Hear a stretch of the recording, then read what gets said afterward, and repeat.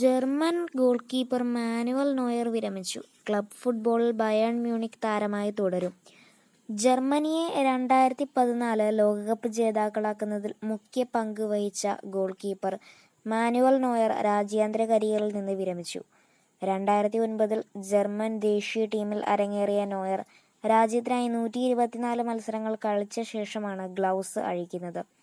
38-കാരൻ Manuel Neuer German Bundesliga club Bayern മ്യൂണിക്കിൽ തുടരും. എന്നെ അടുത്തറിയുന്നവർക്കെല്ലാം മനസ്സിലാകും, ഇത്ര എളുപ്പത്തിൽ ഞാനെടുത്ത ഒരു തീരുമാനമല്ല. ഞാനിപ്പോഴും ശാരീരികമായി വളരെ ഫിറ്റാണ്. എങ്കിലും ദേശീയ ടീമിനൊപ്പമുള്ള എൻ്റെ യാത്ര ഇവിടെ പൂർണ്ണമാകുന്നു, നോയർ ഇൻസ്റ്റഗ്രാമിൽ കുറിച്ചു.